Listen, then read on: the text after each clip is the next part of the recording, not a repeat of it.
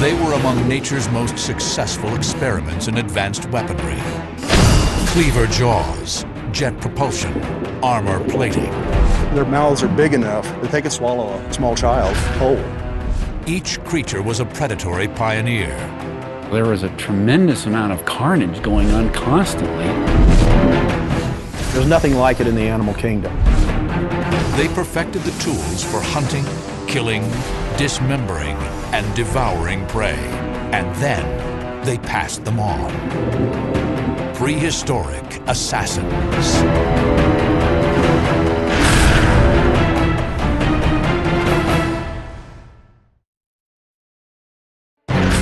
What makes a predator deadly?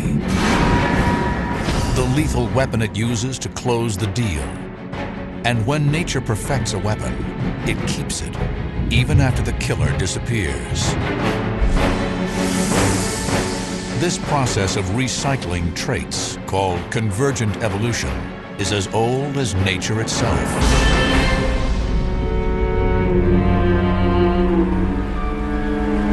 Ever since life exploded in the Precambrian period, the ocean has been a testing ground for predators looking to gain an edge on their prey.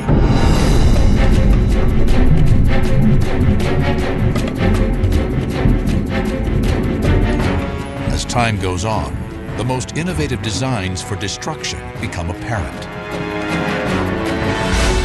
One of the things we see throughout the history of life on our planet is sort of this continuous arms race between predators and prey. Only at the very bottom of the ecosystem did you have plant eaters and that sort of thing. Everything else ate everything else. 370 million years ago, in the shallow seas of the Devonian period, one marine assassin stood out above all others. Dunkleosteus.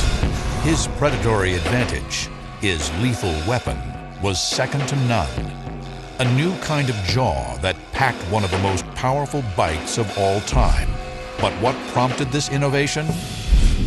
Armor. Most Devonian prey had it, including plated fish called placoderms.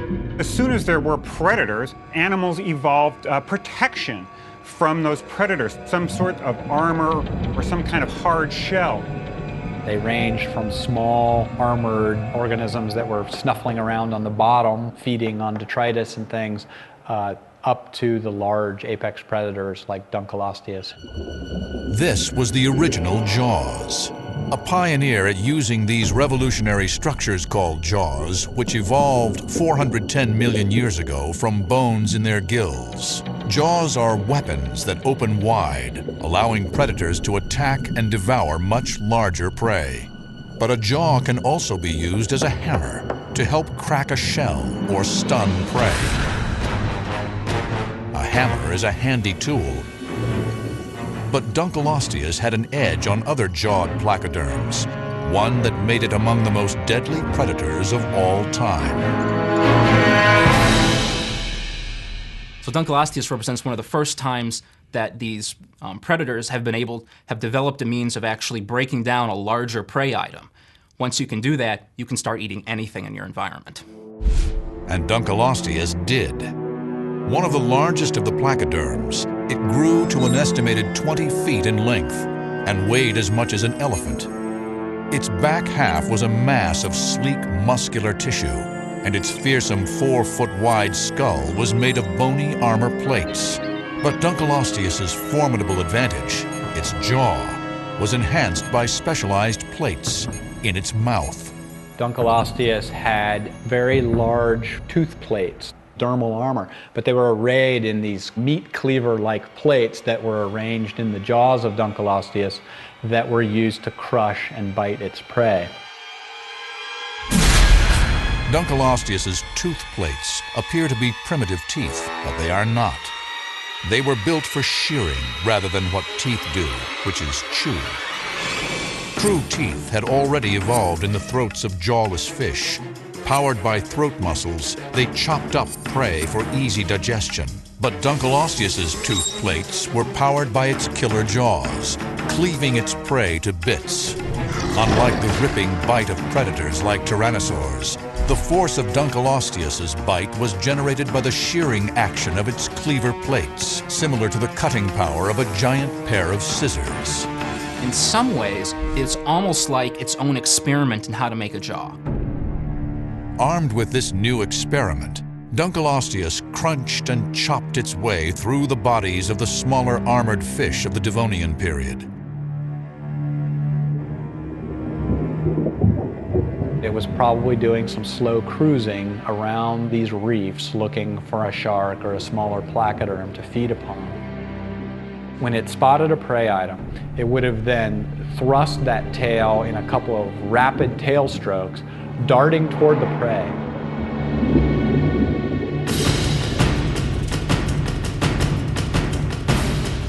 Once Dunkleosteus was close to its prey, it would snap its jaws open with lightning speed.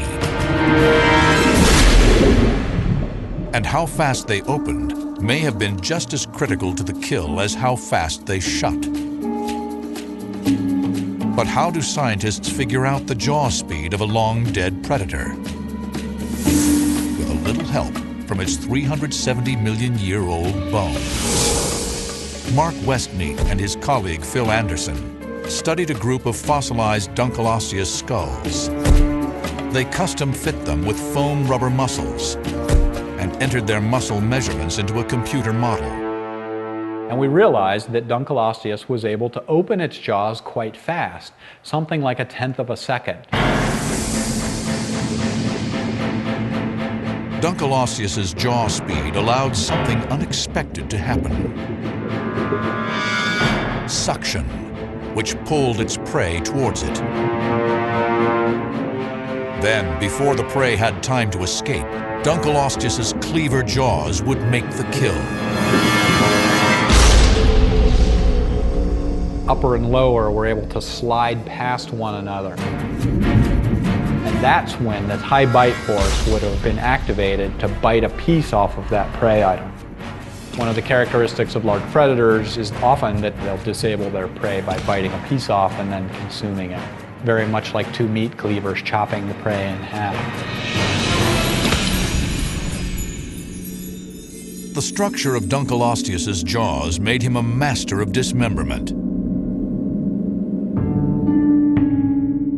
Anderson and Westneat determined the power of this predator's jaws after they discovered a naturally occurring lever system called a 4-bar linkage that powered its bite.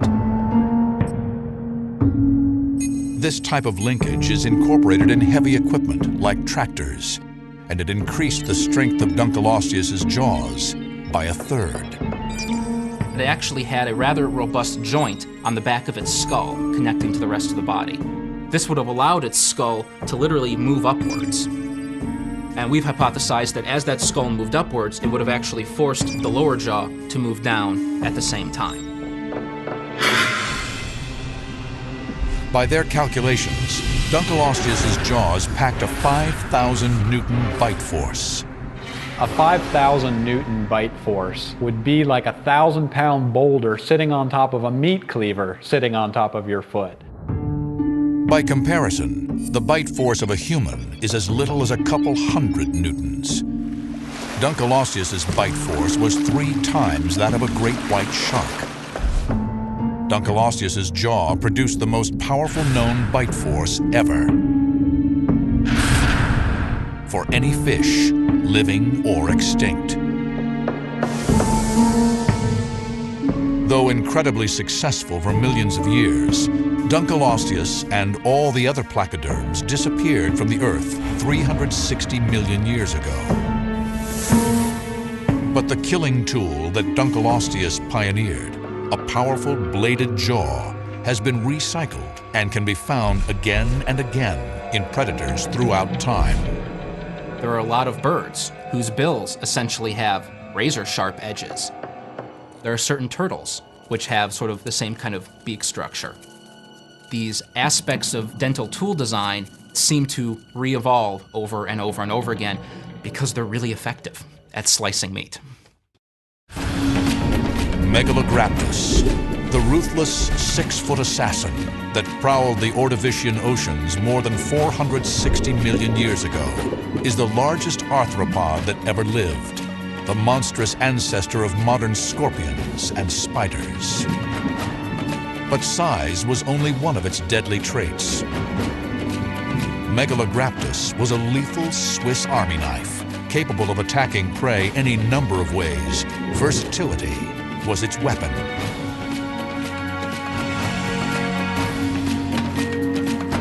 Monstrous Megalograptus had 6 pairs of specialized appendages: legs for walking, paddles for swimming, an articulated tail for propulsion that was also spiked for fighting and trapping prey.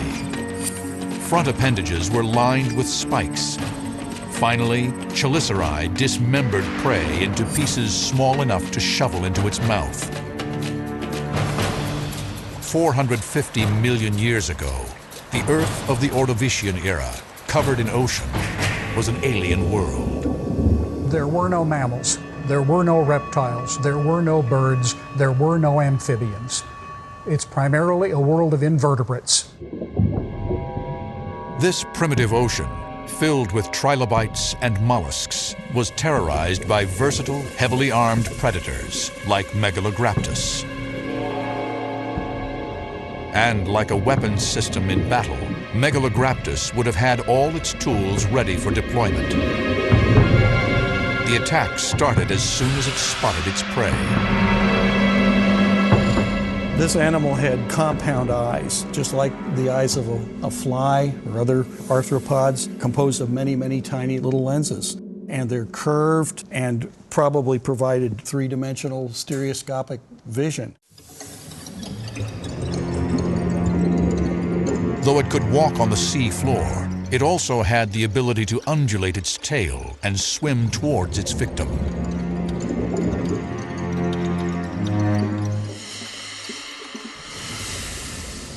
Once in range, it had kill opportunities for devouring its meal. Megalograptus was a mobile trap with appendages that could engulf and imprison its prey. Unlike anything in any other Eurypterids is the presence of these amazing spines on the appendages, long, sharp spines. These spines were jointed and strong. They probably could come together and hold something very effectively. But if its prey did escape, Megalograptus probably could have also used its spine as a sieve. It might have been a very good strategy for a predator to just plow into that mud and kind of rake it through, using the spines as a basket and then picking out the delectable items.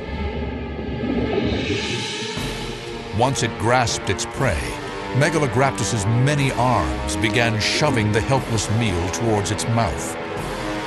But instead of teeth, Megalograptus's last set of appendages were chelicerae, powerful pincers beside the mouth. They didn't chew the prey, but the little chelicerae underneath would start the chewing mechanism, start tearing it up.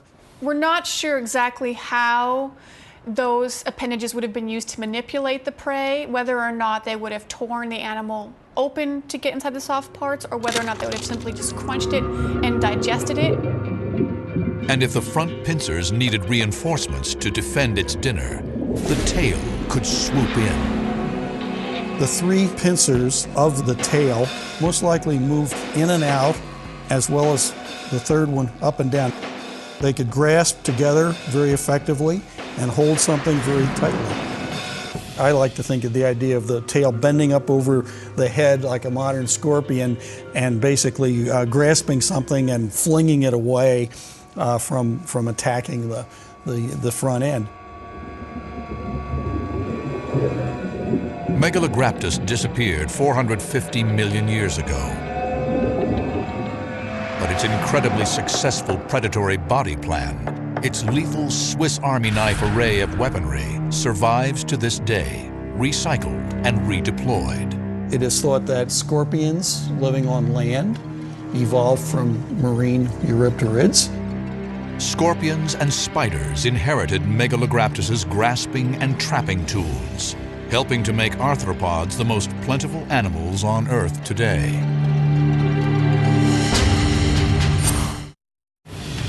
Speed. It can be a killing tool as deadly as sharp teeth and powerful claws.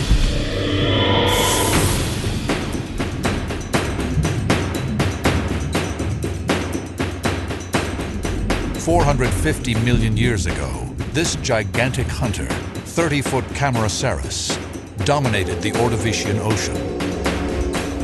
It cruised the waters over what is now North America, Europe, and Asia like a primitive submarine.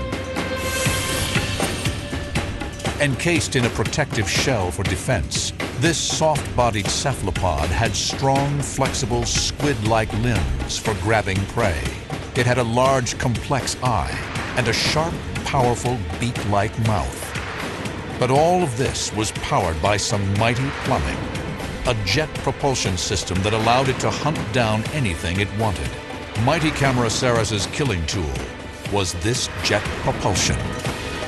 You can imagine these very large cephalopods swimming quite agilely in the water column as big, huge telephone poles. A swimming telephone pole may be a little hard to imagine. But there is a modern cephalopod that provides insight into how ancient Camarasaurus worked. This is a shell of a pearly nautilus, and it is the only modern cephalopod that has a hard shell. It's coiled, but otherwise it's very similar to our creature, which is basically a long cone. Pointed at one end, open at the other. This part of the cone, which is called a phragma cone, is divided into spaces.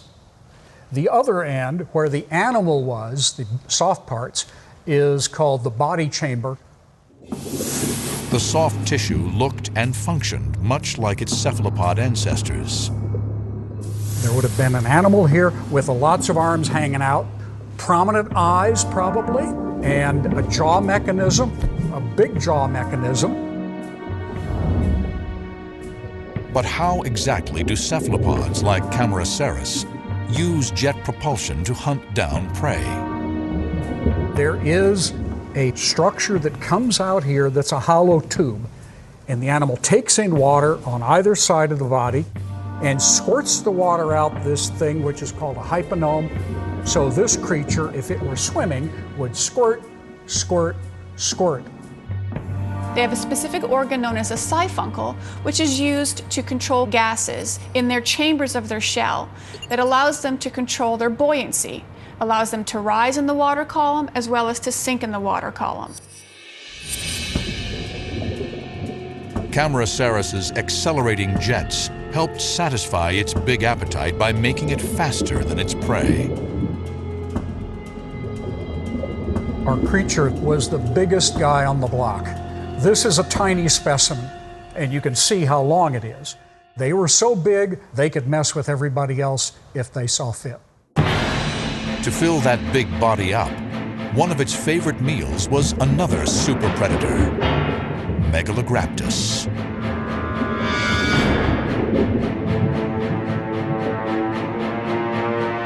Megalograptus likely knew not to tangle with the huge predator, but Camarasaurus pursued its victim.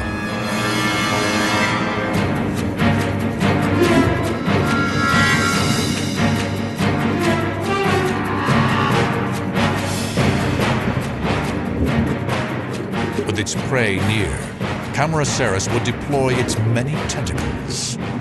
When the animal is looking for food, it stretches out the tentacles as though it's trying to feel all parts of the environment.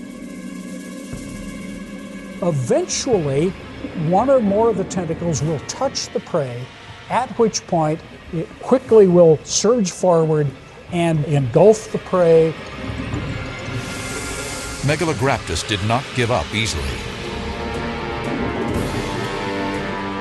But it would have been no match for Camarasaurus's crushing beak. The beak of Camarasaurus is similar to an upside-down parrot's beak.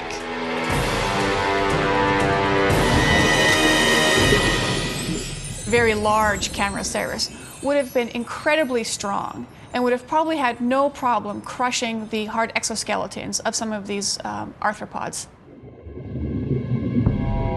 Though powerful and fast, Camarasaurus went extinct roughly 450 million years ago. But some cephalopods must have survived, because today's squid and octopus all descend from a common half-billion-year-old ancestor. And not surprisingly, these modern predators possess the same jet propulsion that made Camarasaurus such a terror. The Jurassic era produced such an abundance of lethal predators that the oceans were a virtual stew of assassins, from sharks and rays to early crocodiles.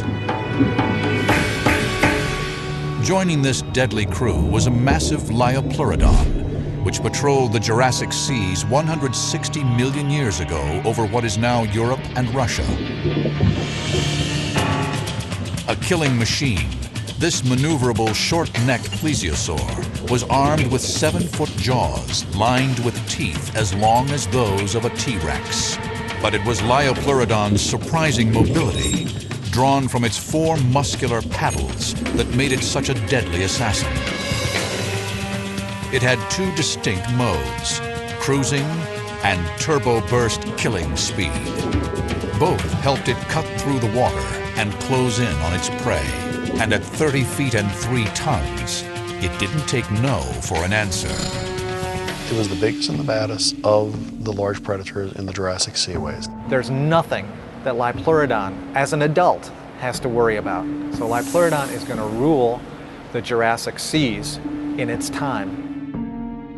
The real unique thing about Liopleurodon is it flies with 4 wings under the water.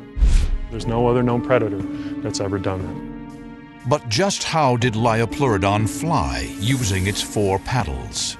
One of the problems of working with fossils is the animals are dead, so they're just a ghost without everything else that goes with them. In his lab at Vassar College in upstate New York.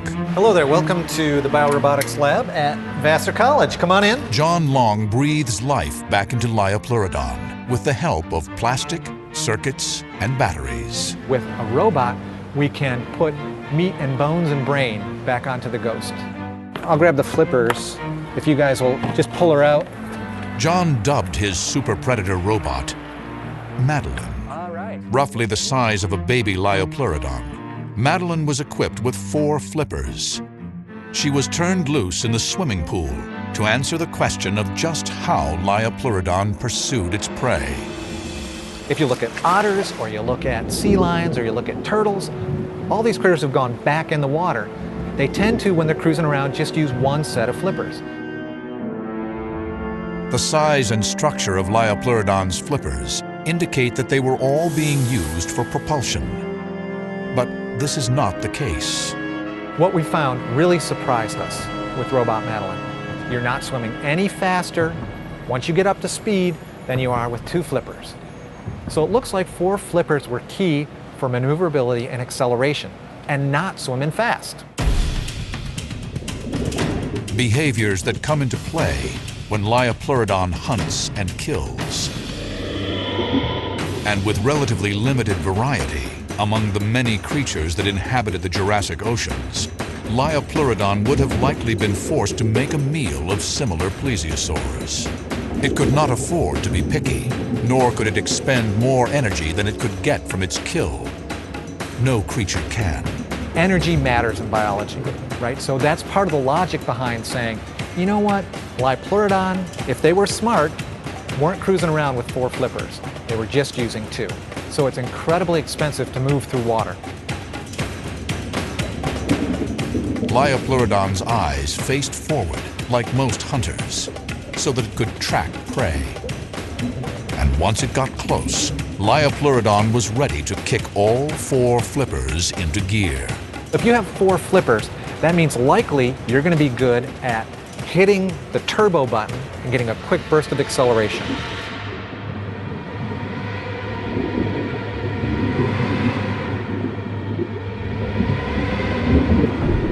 Liopleurodon would get all its flippers involved in thrusting, steering, twisting, and turning, giving it a surprising amount of mobility. You just take that momentum you have as a big critter and transfer that into a really cool maneuver. And that's going to throw off prey. They don't expect something large and relatively slow moving to be maneuverable at the last minute. In the struggle, Liopleurodon would add another brutal advantage: massive jaws crammed with teeth. The teeth are very large. They're 3 or 4 inches long. The root of the tooth is actually much longer, almost 3 times the length of the crown. So not only are the teeth large, but they have giant roots that hold the teeth into the skull very tightly. It's not repeatedly biting something, it's just holding on to something and working those teeth into the body. Now once Liopleurodon has killed something, it has to break that carcass up, and it probably did that the same way a crocodile would, by twisting around, biting off big chunks, and then swallowing the chunks whole.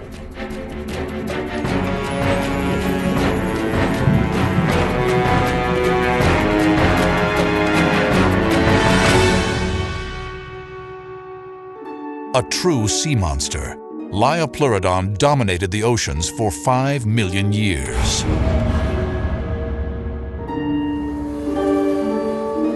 Although there are no vicious predators quite like Liopleurodon swimming today's seas, there is an unlikely parallel out there right now. What's thought to be the best modern analog for plesiosaurs, and that's sea lions.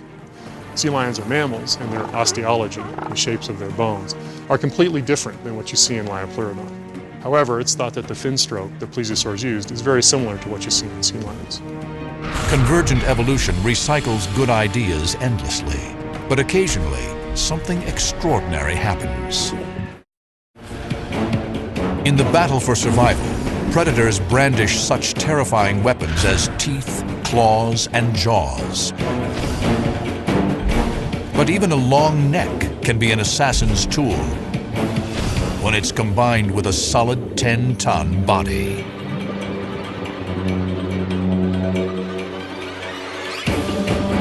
Elasmosaurus was 45 feet long from tip to tail, and lethal despite its small head and jaws. That's because it used its neck to attack out of nowhere. This neck was the longest of any sea creature that ever lived, twice the length of a giraffe's with 10 times more vertebrae. Just one of many long-necked elasmosaurs that dominated the ocean for 35 million years.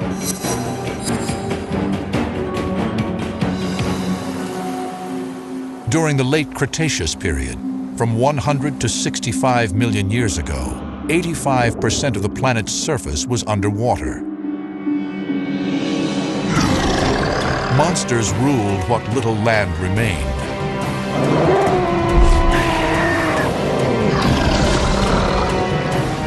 But most of the action was taking place in all that water. The Western Interior Seaway, a shallow ocean that covered the middle of North America, was a violent one.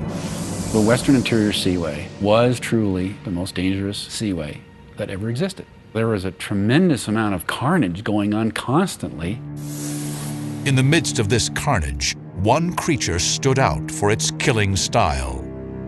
This is Elasmosaurus platyurus. It's the first elasmosaur ever found, collected in Kansas in 1867 and 1868. It's also one of the largest of the elasmosaurs that are known today. They were one of the longest, probably the heaviest creatures swimming in the seas of the Cretaceous. There's nothing like it in the animal kingdom. Even, when we're talking about the long-necked dinosaurs that inhabited the Earth about the same time, they only have about a dozen or more vertebrae in their neck. And compared to this guy with 72, there's really no comparison between what Mother Nature was doing here. But just what was Mother Nature up to?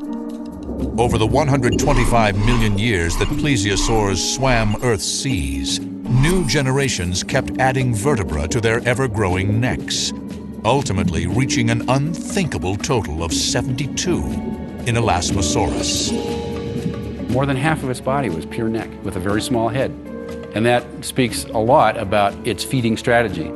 A strategy that was the culmination of millions of years of evolution. Ocean-dwelling plesiosaurs first evolved from shore-dwelling reptiles roughly 235 million years ago. Most of the world is actually covered in ocean, so it represents a huge opportunity. Consequently, we've seen repeated re-invasions of aquatic or marine environments by animals that were originally on the land. Over millions of years, evolution re-engineered them for success in the marine environment. In many cases, what we've seen is that the limbs actually become expanded and actually become paddles, and the limbs become the major propulsive organ. A deliberate swimmer, Elasmosaurus propelled itself with 4 huge paddles, adaptations of its 4 legs. But when Elasmosaurus flew along in coastal waters, it was cruising for small prey. The skull is relatively small, the jaws are relatively narrow, and that limits the size of the maximum size of the fish to, say, something 3 or 4 inches in diameter, maybe 15 inches long. And so something as large as Elasmosaurus, weighing several tons, is almost going to have to eat continuously in order to fuel this huge body. Small-headed Elasmosaurus hunted only small fish. But small fish had developed a defense against predators: schooling. If one set of eyes is good for detecting a predator, then hundreds of pairs in a school should be even better. The idea of being one of many is a very effective predator defense system. And what we see is the predators that will actually evolve to deal with these schools of fish. This was Elasmosaurus's challenge. But how did something this large sneak up on a school of wary fish? Fish's eyes are basically looking up and forward because they prey on things at the surface too. And because of that particular feature, they have a blind spot below them. And that was just where Elasmosaurus would lurk. It could dive down in the dark and look up at its prey. And if there was a school of fish above it, it could easily recognize the silhouettes. Elasmosaurus's skin most likely was dark on its topside, camouflaging it to blend in with the depths. But its lethal weapon, its neck, allowed it to be in 2 places at once.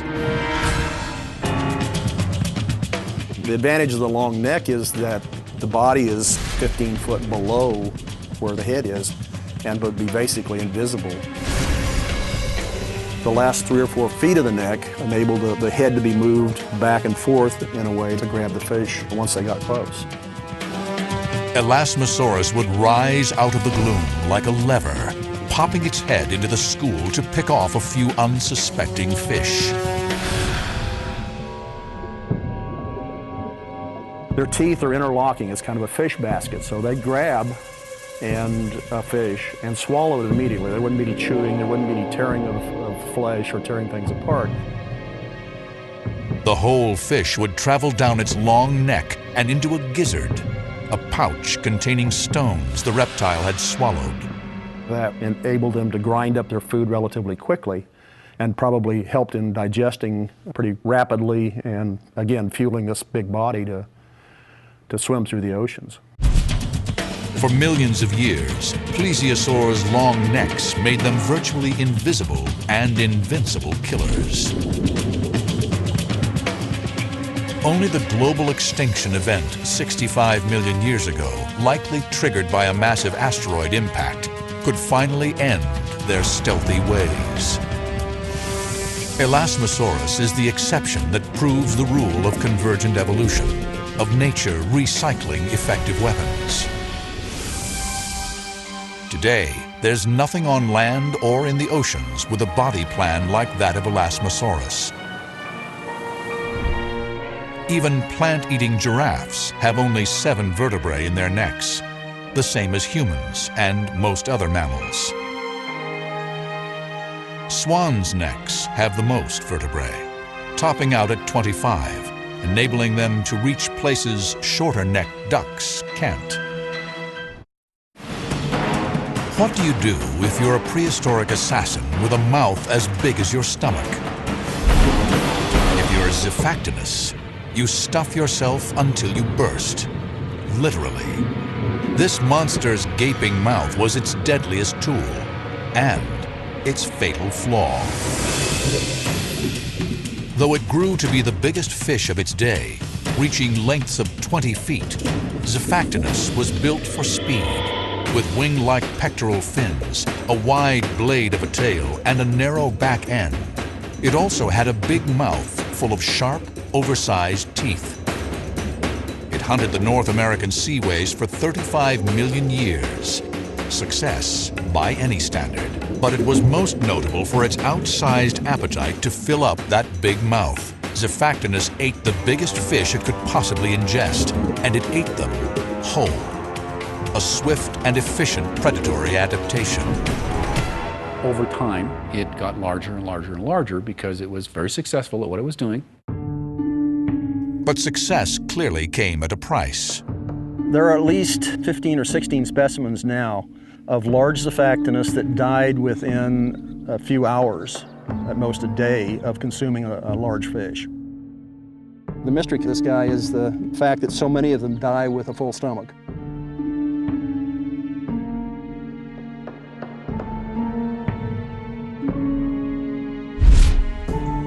Today, Xiphactinus fossils are particularly well preserved in the ancient Cretaceous seabeds of western Kansas.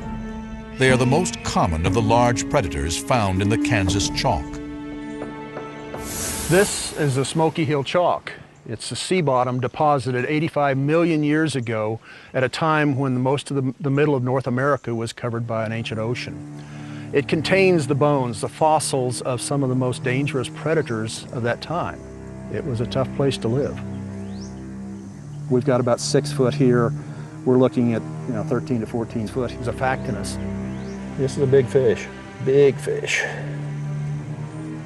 Their mouths are big enough that they could swallow a small child whole.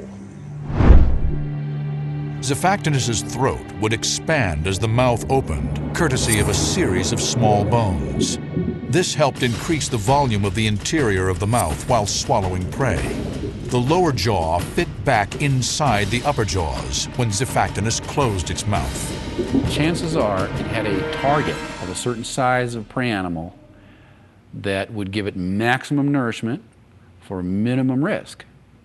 And that size, for a 12 to 15 foot fish, was a 4 to 6 foot prey animal. You would eat one fish, be done, and go away. Nobody knows how long it took Xiphactinus to digest an intact fish. But this strategy was extremely efficient. It reduces the number of meals and the energy expended in hunting. They would eat one prey animal at a time and then slip into a period of very little activity until they needed to eat again. That was their very successful survival strategy. But why have some fossils turned up with a supersized meal inside them? Could their eyes have been too big for their stomachs? I think visual attack was an important part of Xiphactinus because they really had very large eyes for the size of the animal. It was also very fast, and if it was quite a ways away from its prey, it could actually position itself in front of the prey. It would have been able to close in on its prey, a 5-foot gilligus, with brutal efficiency. It would attack from below with that upward pointing mouth. It would be able to open it at the last minute. Too late for the gilligus to realize what was happening. The gilligus would literally be sucked into Xiphactinus's mouth, and at that moment be trapped by Xiphactinus's teeth. The teeth are huge in relation to the size of the jaw and in relation to the size of the animal. After it sucked the fish in partway, those long teeth would hold it, would grab it and puncture it, and in some cases kill it so that it wouldn't struggle so much. But why did this brutal attack sometimes prove fatal for the Xiphactinus as well? from time to time, the prey animal was maybe just a hair too large and or too active and may have seriously caused the damage that killed the Zoophactinus. Or maybe the Zoophactinus was not fully armed at the moment it swallowed its prey. Maybe its teeth were in a middle replacement stage and they weren't able to stun it as much as it normally would have. So when that large prey fish was going down the gullet, it actually managed to do some serious anatomical damage to the internal organs of the Zoophactinus. Whatever the cause of death, Zoophactinus was a voracious hunter. The ability to consume large fish whole was the deadly trait that made this killer an apex predator. But despite its success, Zoophactinus went extinct, along with most of the large predators, at the end of the Cretaceous period. Yet its design lives on. Today, a fish aptly named the black swallower uses the same killing tool that allows it to gorge on fish larger than itself. And like Zoophactinus, this extreme form of predation also has its downside: occasional death for the swallower.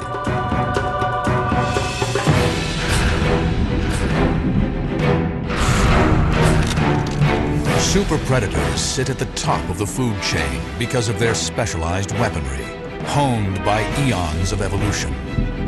The tools that made these aquatic hunters efficient killers still dominate Earth's oceans, even though their original owners are long gone. Recycled, these tools have simply been installed in later predatory models. Because nature wastes none of the weapons of its very best assassins.